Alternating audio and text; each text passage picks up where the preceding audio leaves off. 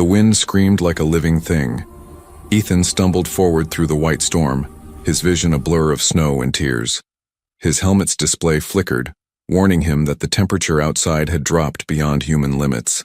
His breath froze on the inside of the glass. He couldn't even see the shape of the mountains anymore, only endless white, a world made of cold and silence. He had come to this frozen planet with a research team, studying strange energy readings under the ice. But now, they were gone. The last thing he remembered was a bright light, a shockwave, and his ship breaking apart in the blizzard. Now he was alone. His communicator was dead. His bodysuit's power was running low, and the storm didn't stop screaming. "Come on. Not like this," he whispered, his voice trembling. His words disappeared into the wind. He kept walking, not because he knew where to go, but because stopping meant death. The ice cracked under his boots, echoing like distant thunder. He couldn't tell if the sound came from beneath him or behind him. He felt watched. But by what? There was no life here. No movement. Only the white void. Then suddenly the ground vanished. Ethan fell. He crashed through a layer of ice and landed hard on something smooth and glowing. Pain shot through his body, but he was alive. The fall had dropped him into a hidden cavern, an enormous tunnel lit by faint blue crystals. The air here was strangely warm. Steam rose from cracks in the ground. He gasped, his visor fogging up. "What is this place?" he murmured. He removed his helmet. The air smelled faintly sweet, almost floral. Impossible. This planet was supposed to be sterile, dead. Yet here, deep under the ice, was warmth and scent. His heart pounded. He didn't know if it was hope or fear. A soft sound came from behind him. A whisper, like a voice but not quite human. Ethan froze. "Who's there?" he called, his voice echoing against the crystal walls. Something moved in the shadows, small, quick, graceful. Then a shape stepped into the faint light. His eyes widened. It was a girl, or at least she looked like one. She was small, no taller than his chest, with pale blue skin that shimmered faintly under the crystal glow. Her hair floated as if underwater, silver white and glowing softly. Her eyes were huge, shining like liquid amber. She wore something that looked like fur and light woven together. She tilted her head, studying him with curiosity and fear. Ethan raised his hands slowly. "It's okay. I'm not here to hurt you." The girl didn't respond in words. Instead, she made a soft humming sound, almost like a song. The air vibrated faintly around her. The crystals near her feet glowed brighter, as if answering her voice. Ethan stared, amazed. You control the crystals?" She blinked at him, then took a step closer. When she spoke, her voice was quiet and melodic, barely understandable yet full of feeling. "Knight? Mate?" Ethan frowned. "What? I don't understand." She pointed at him, then touched her own chest. "Knight. Mate." He shook his head, confused. No. My name is Ethan. I'm human. I don't—" Before he could finish, she stumbled toward him, her face suddenly full of worry. She touched his arm lightly and warmth flowed through him. Real warmth. His suit sensors flashed. His body temperature was rising. Somehow her touch was restoring his strength. He stared at her in shock. What are you doing?" She didn't answer. Instead, she whispered something in her language, like a prayer. Then she looked up at him again, eyes shining. "You cold, you lost. Now you mine." Ethan stepped back. "Wait, what? I'm not—" But she reached for his hand, holding it firmly in her small fingers. He felt her pulse, fast and warm. Her skin glowed softly where she touched him. She looked at him with a strange mix of hope and determination, as if she had been waiting for him all her life. The crystals around them flickered. A deep sound echoed through the cavern, like something ancient waking up. The girl's expression changed. She looked afraid now. "Hide," she whispered urgently, pulling him behind a crystal wall.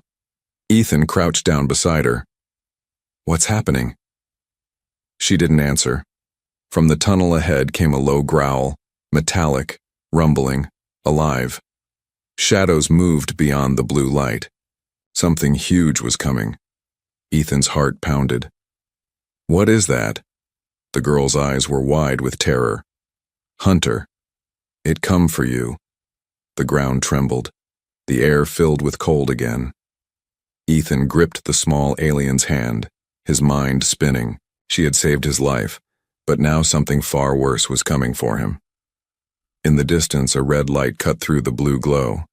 The hunter had found them, and Ethan realized this planet wasn't empty. It was watching him. The air turned sharp again, like knives made of frost. Ethan crouched behind the glowing crystal wall, his breath held tight in his chest. The little alien girl beside him, her name still unknown, pressed a small hand against his arm, signaling him to stay silent. Her golden eyes reflected the red glow that now painted the cavern walls. The growl came again, low, heavy, metal and bone mixed together. Ethan peeked carefully through the crack in the crystals. What he saw made his blood run cold. A tall, black creature moved slowly through the tunnel. Its body was covered in ice armor, shaped like claws and thorns. Its face was hidden behind a sharp mask that looked forged from stone and metal. In its chest burned a red light, beating like a heart, but mechanical. Each step it took cracked the ground. It sniffed the air, as if searching for something living. And Ethan realized it was hunting him. The girl trembled beside him, whispering softly in her strange tongue. Her voice was trembling but gentle, like she was praying. The crystals around them dimmed slightly, as if obeying her. The creature turned its head, confused, then slowly walked past their hiding spot. Ethan didn't breathe until the sound of its steps faded. Then, very slowly, he looked at the girl. Was that thing following me? He whispered. She nodded. Hunter, from sky, you fall, it follow. He frowned. From the sky? You mean, it came with my ship? She blinked, unsure of his words, but said softly, It hunt you, not me. Ethan shivered. His ship had crashed. He thought he was the only survivor. But what if something else had fallen too? Something built to kill? The girl tugged his hand. Come, not safe here. She led him deeper into the glowing tunnels. The path twisted like veins through ice and rock, sometimes narrow enough that Ethan had to crawl. Strange blue lights pulsed within the walls like heartbeat rhythms. The air grew warmer, more alive. He could feel something, energy maybe, flowing all around them. At last they entered a small cavern filled with pools of steaming water. Strange flowers grew along the edges, transparent, glowing softly. The girl knelt beside one and scooped water into a carved crystal bowl. She held it out to him. Drink, she said simply. Ethan hesitated, then took the bowl. The water was warm and tasted faintly of honey. He felt strength return to his limbs, his head clearing. Thank you, he said quietly. The girl smiled shyly, a small flash of light crossing her face. Etha, she said carefully, copying his earlier introduction. He smiled back. Yes, Ethan. She placed a hand on her chest. Lyra, she said softly. Me, Lyra. Lyra, he repeated. The name felt smooth on his tongue. That's beautiful. Lyra looked down, her face flushing a faint silver blue. Then her expression turned serious. Hunter, no stop, it smell you. Must hide deep. Ethan stood. Then let's move. Can we get out from another tunnel? Lyra shook her head. No up, ice fall, only down. Ethan frowned. Down? How deep does this place go? Lyra hesitated. Her gaze drifted to the shadows beyond the cavern. Far. To the old heart. The old heart? Ethan echoed. She nodded. Where my people sleep. Ethan's stomach tightened. Your people? There are more of you. Her eyes dimmed a little. Once. Long ago. Cold came. Hunter came. All sleep now. She looked at him with sadness that didn't belong on such a small face. I alone wake. Wait. For nightmate. That strange word again. Ethan rubbed his temple. Lyra. Why do you call me that? Nightmate. What does it mean? Lyra tilted her head, searching for words. In old light songs, sky send one from far world. Heart of fire. Blood of storm. He find last of my kind. And make world warm again. Ethan stared at her. You think I'm that person? Lyra touched his chest lightly, over his heart. Warm. Alive. You not belong to ice. You mine. Ethan didn't know what to say. He wasn't a hero from her legends. He was just a lost man, broken and freezing on an alien world. But the look in her eyes, pure faith, trust, made his heart ache. He wanted to protect her even if he didn't understand why. Before he could answer, the ground shook. Lyra gasped. It find us. The cavern walls cracked, crystals shattered, raining shards of blue light. From the tunnel behind them came that same red glow, and the metallic roar that made the air tremble. The hunter was back. Ethan grabbed Lyra's hand. Run! They sprinted through a narrow passage. Steam hissed from the ground, lighting the way. The hunter's steps followed close behind, each one like thunder. Ethan's lungs burned, his muscles screaming. Lyra moved faster than him, almost floating through the air, but she slowed enough to guide him. Left, she shouted. They turned into a steep tunnel that descended deeper into the earth. The sound of the hunter's claws scraped against the stone. Sparks flew. Ethan stumbled, nearly falling, but Lyra caught his hand again, pulling him with surprising strength. At the bottom of the tunnel, the floor suddenly gave way. They fell through into another vast cavern, this one filled with black mist and faint blue lights hanging in the air like stars. Ethan groaned, pushing himself up. Lyra, are you... She placed a hand over his mouth, eyes wide. Quiet, she whispered. We near the old heart. In the distance, through the dark fog, Ethan saw shapes. Tall, frozen figures standing in a circle. Not statues, bodies. Thousands of them trapped in ice, glowing faintly blue. Lyra's voice trembled. My people. Ethan stared in awe. The air around them pulsed softly like slow breathing. The hunter's footsteps echoed above, searching, and Ethan realized they were not just hiding in a cavern anymore. They were standing inside a sleeping alien city. Ethan stood frozen, staring at the shapes buried under the ice. Rows upon rows of tall figures standing still as statues, their bodies glowing faintly with blue light. Some looked human, others alien. Thin arms, long faces, and faint wings folded behind them like shadows of light. They weren't dead, no decay, just frozen as if time itself had stopped to keep them waiting. Lyra stepped closer to one of them, her fingers trembling as she touched the ice. The glow beneath her touch grew stronger, then faded again. They sleep, she whispered softly. So long, too long, Ethan swallowed. Your people, she nodded. Ellerin, that is what we call ourselves. We once ruled the skies of this world, but then the dark came, and the cold. The old heart froze. Her voice was full of sadness and pride mixed like snow and flame. Ethan looked around. The cavern stretched for miles, the air thick with mist and quiet energy. He could feel something humming in the ground below his feet, deep and ancient. What is this place? He asked quietly. Lyra pointed toward the far end of the chamber where a massive crystal heart pulsed slowly. It was the size of a ship, and each beat sent waves of blue light through the ice. That, she said, is the heart of Oralis. It kept my world alive. It kept us alive until the hunters came. The hunters, Ethan repeated. You mean that thing chasing us? Lyra nodded. Yes, many came once. Machines that learned to hate the living. They took the warmth. They took the sky. My people fought, we lost. So they slept, to wait for the one who would bring the warmth back. Ethan ran a hand through his hair. And you think that's me? Lyra turned, her eyes glowing faintly gold in the dim light. Not think, no, he sighed. Lyra, I'm just a man. A scientist. I can't even fix my ship, she smiled gently.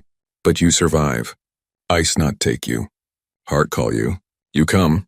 He opened his mouth to argue, but stopped. He remembered the strange energy reading that had brought his team to this planet. The signal they had been tracking came from this exact region. From under the ice. From this very cavern. Could it be true? Was he pulled here by this heart? Before he could ask, the ground rumbled. Cracks formed in the ceiling above. Lyra's eyes widened. "It found us again!" Ethan looked up. The red glow returned, shining through the cracks in the ice. "The hunter was breaking through the upper tunnels. We have to move," he shouted. Lyra grabbed his hand. "This way."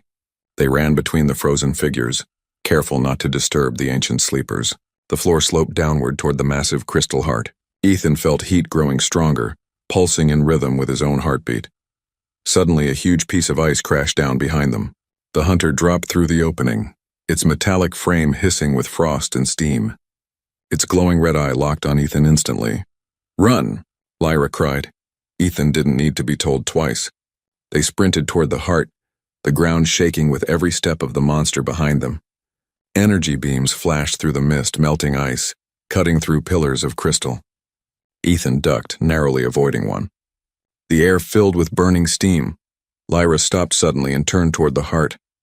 She began to sing. Her voice rose like wind through the caverns, soft, haunting, ancient. The crystal around them responded, glowing brighter, vibrating with her song. Ethan watched in awe as lines of light formed along the ground, connecting the frozen bodies to the heart. "What are you doing?" he shouted.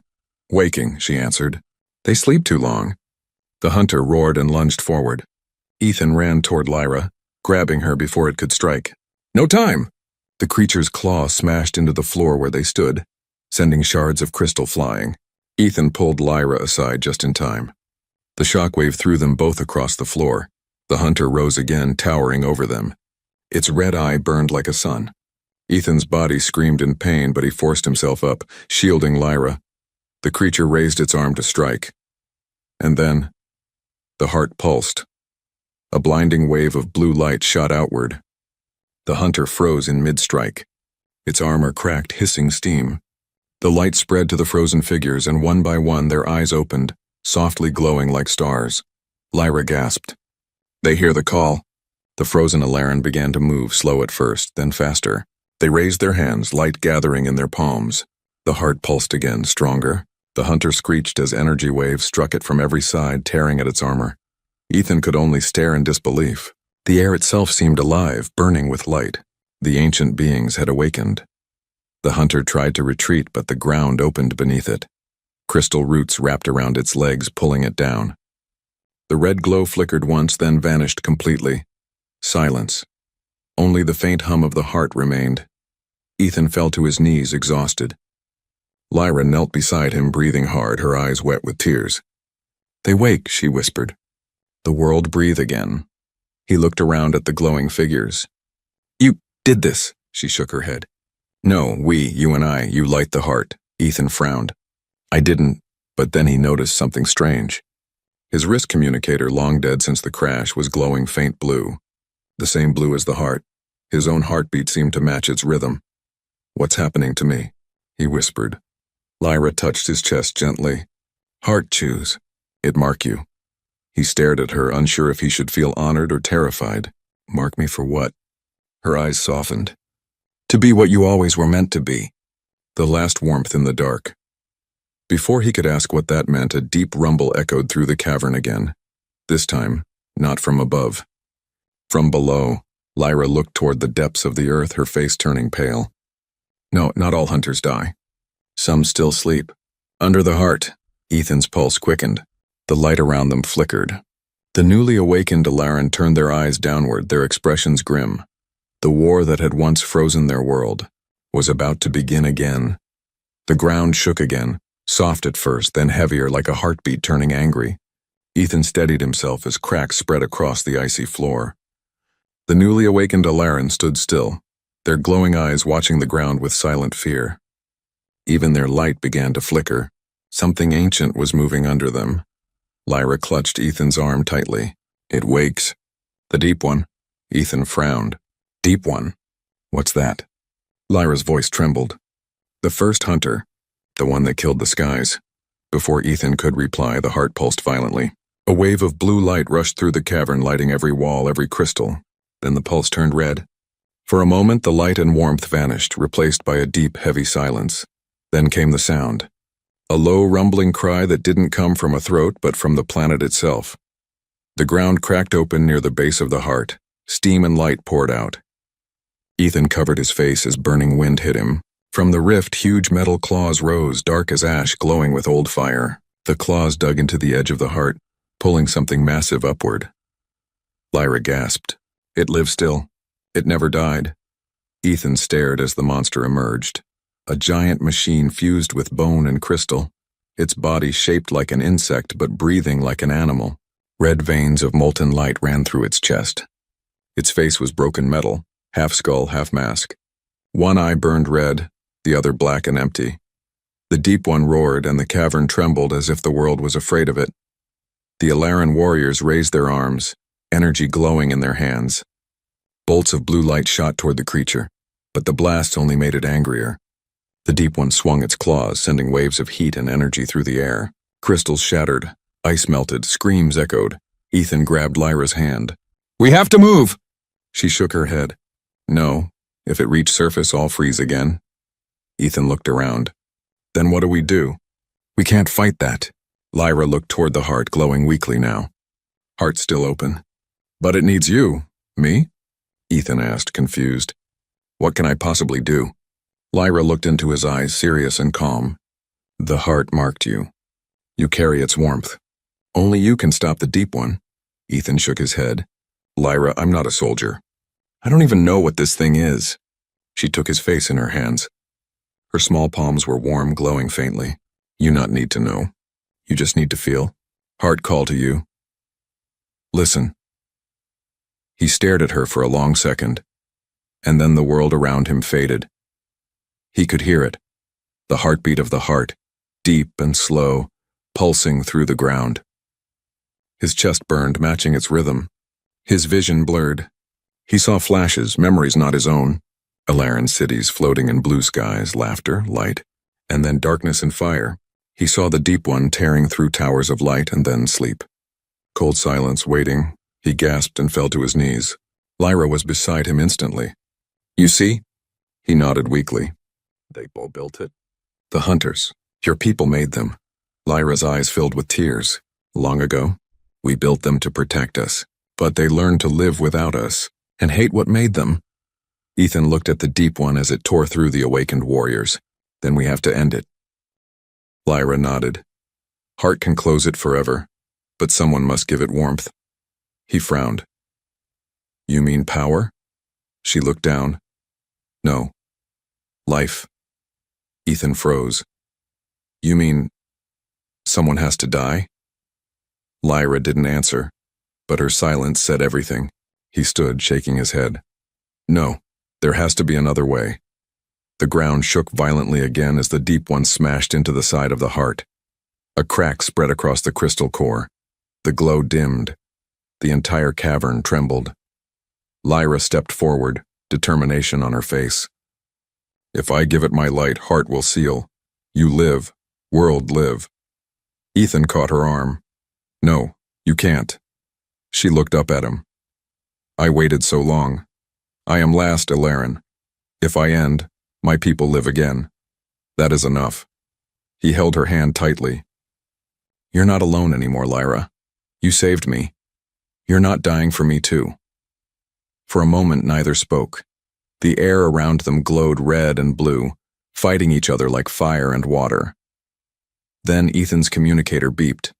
A signal, faint but real. His ship's black box was still active, deep inside the heart. His eyes widened. "Lyra, my ship's core, it's near the heart.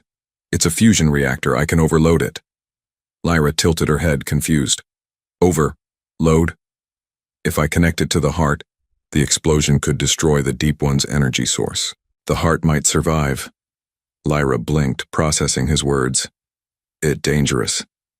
He smiled faintly. "Everything about today is dangerous." The Deep One roared again, shaking the chamber. Ethan turned toward the heart, scanning the area until he spotted a narrow tunnel of broken ice leading toward a glowing metal sphere, his ship's reactor. Without another thought, he ran. "Ethan!" Lyra shouted, running after him. The path was unstable, rocks falling, steam bursting from cracks. Ethan slid down the slope and reached the reactor.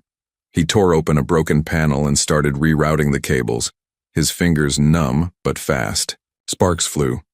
The display blinked faint blue. Lyra stood beside him, holding her hands over the reactor. Her energy flowed into it, stabilizing the power. "Heart, hear you now," she whispered. Ethan smiled weakly. "Then let's make it count." The deep one roared behind them, its claws smashing through ice. Ethan finished the final connection, then turned toward Lyra. "When this goes off, run." She shook her head. "Nightmate, never run alone." Ethan opened his mouth, but before he could speak, the heart blazed with light brighter than a sun. The deep one lunged at them, its claws reaching for the heart. Lyra's voice rose again, soft, pure, beautiful. Her song filled the cavern, wrapping around Ethan like warmth. The heart responded, glowing brighter, faster. The ground began to collapse. Ethan grabbed her hand, holding it tight as the explosion of light consumed everything. And for one final moment before the world went white, he heard her whisper, "Now, you are part of the light." Silence. No cold. No heat. No pain. Just light. Ethan floated in a space that had no walls, no sky, no sound, only a glowing blue mist that pulsed like a heartbeat. His body felt weightless, as if gravity had forgotten him. He tried to move his arms, but they didn't obey. When he looked down, he couldn't even see his body, only a faint outline made of light. "Where am I?" His voice echoed softly in the emptiness. Something warm brushed against his thoughts, a familiar presence, gentle and sad. A voice followed, soft as wind through snow. "You are inside the heart." Ethan turned. Lyra stood, there glowing faintly, her silver hair floating around her like smoke. But she didn't look solid anymore, her form flickered like light through water. "Lyra," Ethan whispered. "You're alive?" She smiled faintly. "Not alive, not gone, between." He blinked. "What happened? The deep one? The reactor? The explosion?" She stepped closer, her glowing hand touching his chest where his heart would be. "You gave it warmth. Heart took your light and mine to seal the dark. Now, we are part of it." Ethan stared at her, trying to understand. "Part of the heart? You mean we died?" She shook her head gently. "Not death. Change. You are human still, but not only human." Her eyes shone gold for a moment, and suddenly Ethan saw flashes, memories that weren't his. The heart pulsing deep beneath the planet, the Alarans soaring through skies of silver, the hunters being born in light and turning against their makers. Then Lyra, alone for centuries, waiting, singing to the ice for someone who would never come. Until he did. Ethan gasped, the memories fading. "You waited for me?" Lyra nodded. "The song said one would come, from fire, from stars. You came." He shook his head. "I don't know why it had to be me." "Because your heart still burns," she said softly. "Even when cold tried to take it." Ethan looked down at his faintly glowing hands. "I can feel everything. The heart, the ice, even the sleeping ones." "Yes," Lyra whispered. "You hear them now. They rest because of you. You keep the warmth." He looked at her, confused. "You mean, I'm keeping them alive?" She nodded slowly. "The heart needs a core. You are that core now." Ethan felt his chest tighten. "You mean I can't leave?" Her eyes dimmed. "Not now. Maybe not ever." For a long time there was only silence between them. Blue light rippled through the void, dancing across Lyra's face. She smiled, but it was a sad smile. "You saved my world, Ethan." He took a deep breath, though there was no air. "Then why does it feel like I lost mine?" Lyra reached up, brushing his cheek. Her touch was warm, real. Because love and loss always walk together. Ethan stared at her, eyes softening. You're fading. Her glow flickered again. My light belongs to the heart now. Soon, it will sleep again. No, he said quickly, grabbing her hand. You can't go. Not after everything. We did this together. She smiled faintly. Nightmate never alone. Even when apart. He tried to hold her, but his hands passed through her light. The glow around her body began to scatter, like dust in sunlight. Lyra, he shouted. Please don't. She placed a finger against his lips. Listen. The heart remembers. You remember. I will be there. In every pulse, every breath of this world. Her voice began to fade. When the stars return, follow their song. You'll find me. And then she was gone. The blue light dimmed to white, and Ethan was alone again. He floated there for what felt like hours, or centuries. Time had no meaning here. But slowly he began to feel something pulling him downward, back into gravity, back into flesh. Then came the sound. Wind. When Ethan opened his eyes, he was lying on the ice again. The sky above him was clear, no storm, no blizzard, just faint sunlight breaking through gray clouds. His body ached, but he was breathing. He touched the snow. It didn't burn with cold anymore. It felt warm, almost alive. He sat up slowly. The cavern entrance behind him was sealed by a wall of crystal. Deep inside it, he saw faint blue light pulsing slowly, like a sleeping heartbeat. The heart. Still alive. Ethan's chest glowed faintly, in response right over his heart where Lyra had touched him last. The glow faded after a moment, but the warmth stayed. He stood, dizzy but strong. Around him, the landscape was no longer frozen solid. Patches of green moss grew where the ice had cracked. Steam rose from the ground. The planet was healing, he whispered to himself. You did it, Lyra. A soft sound made him turn. His ship's emergency pod lay half buried in snow. The communicator light blinked green. Someone, somewhere, was calling him. Command base, do you read? A distant voice crackled through the static. We found your signal, Dr. Hale. Are you alive? Ethan smiled faintly. His real name. He'd almost forgotten it. Yeah, he said softly into the mic. I'm alive. Static. Then, we'll send a retrieval unit. Hang tight. Ethan looked back at the crystal mountain, the heart's resting place. The pulse was steady, slow, peaceful. He whispered quietly, I'll come back. I promise. The wind carried his words into the ice, where the faint echo of a soft voice replied in his mind. I know, Nightmate. He closed his eyes, feeling the warmth beneath his ribs. It wasn't just his heart beating anymore, it was the planet's too. And as he stood on that silent, thawing world, Ethan realized something he hadn't before. He hadn't just survived the ice. He had become its fire. The rescue ship descended through the gray clouds, its engines humming softly against the wind. Ethan stood on the snow-covered plain, his body weak but steady. The sunlight reflected off the ice, turning the world golden for the first time since he had arrived. It no longer looked dead. It looked alive. When the rescue team finally reached him, they were stunned. He had been missing for 12 days. The temperature outside was still below freezing, but Ethan stood there without his thermal suit, no frostbite, no shivering.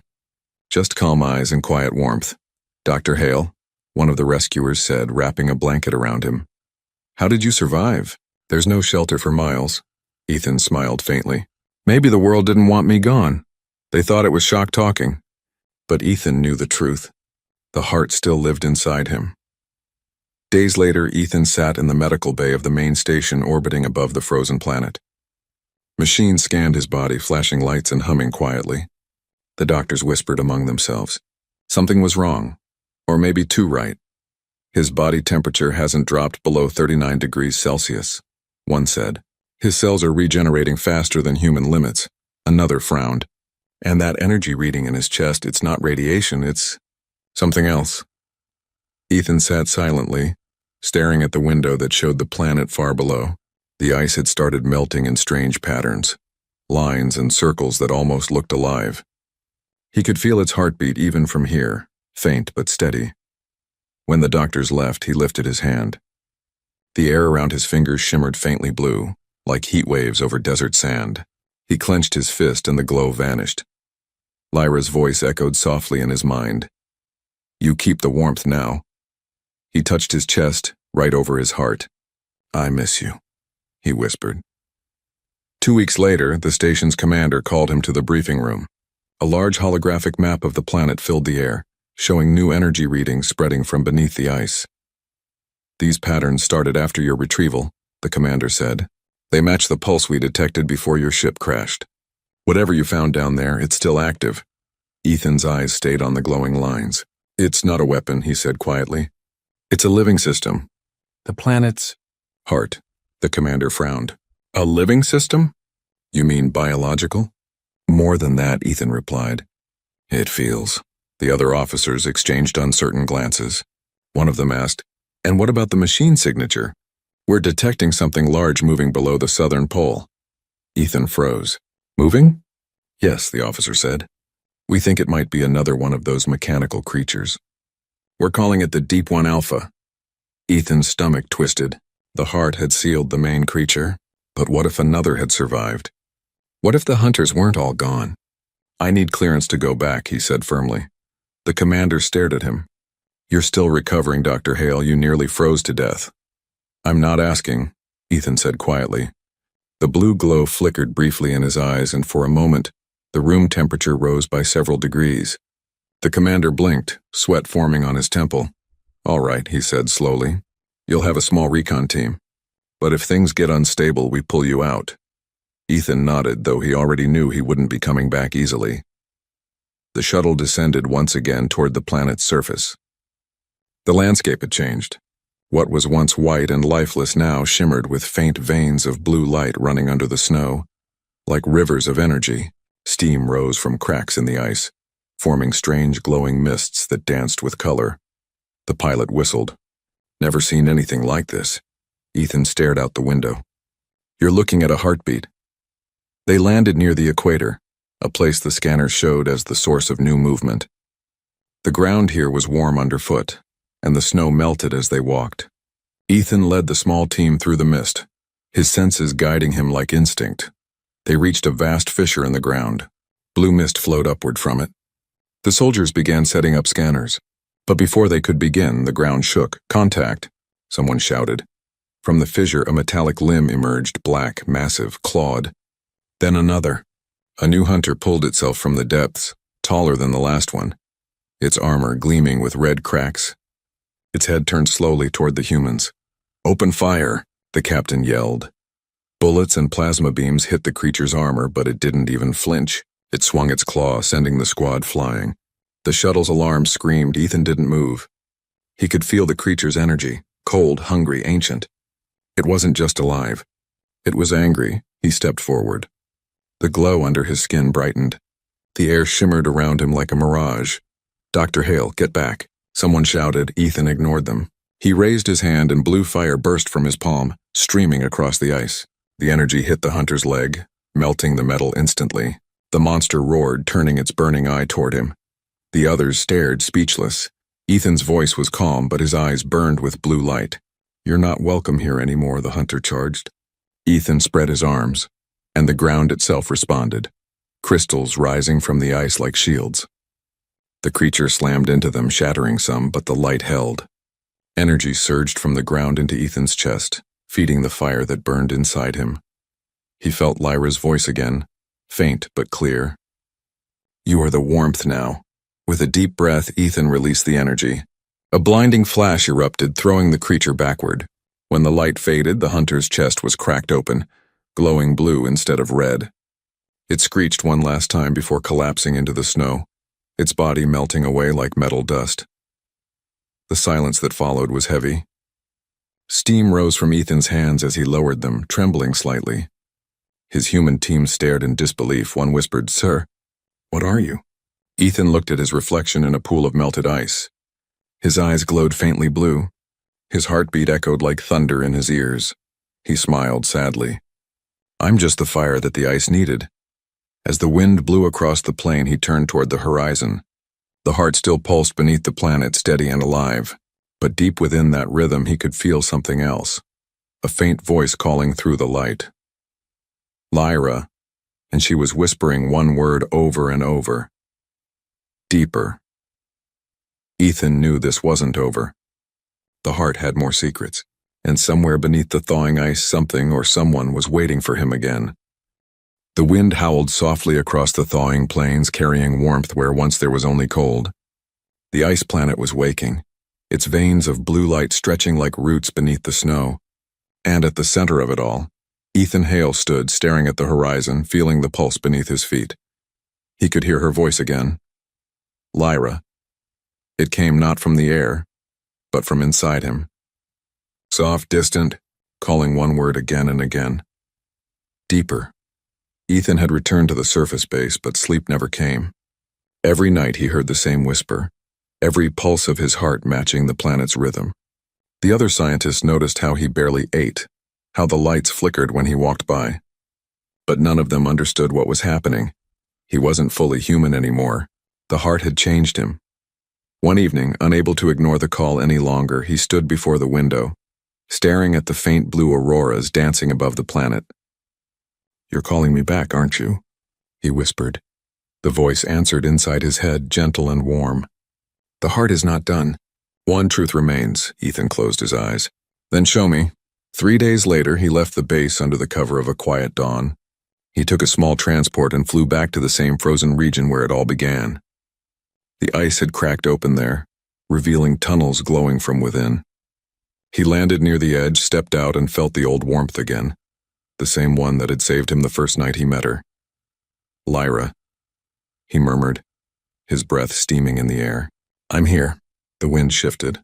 Snow lifted in soft spirals, and faint glowing shapes danced around him, like tiny souls of light. They gathered, guiding him toward the tunnel. Ethan followed deeper and deeper into the heart of the planet. The deeper he went, the warmer it grew. The crystals along the walls pulsed with blue light, responding to his presence. The closer he came to the core, the louder the heartbeat became, slow, powerful, and ancient. Finally, he reached a great chamber. It wasn't the same as before. This one was darker, filled with golden mist instead of blue.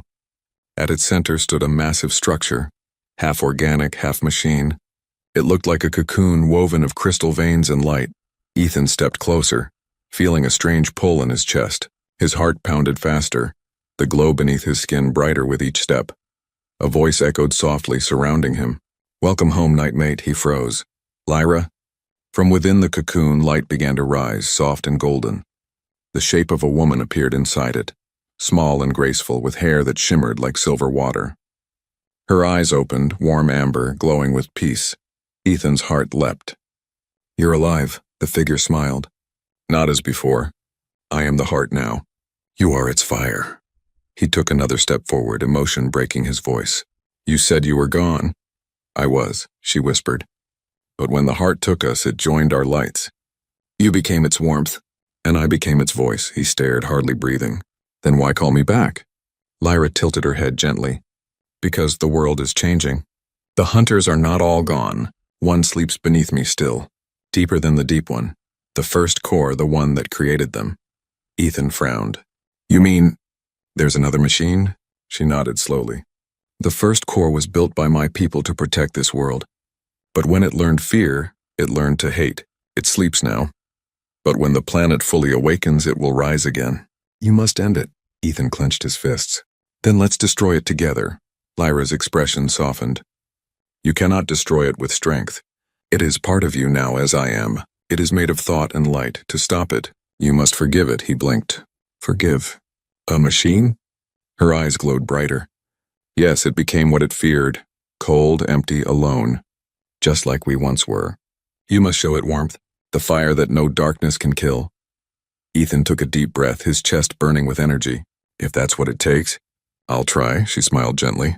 "I always knew you would." The ground trembled again. Cracks of red light spread across the chamber floor.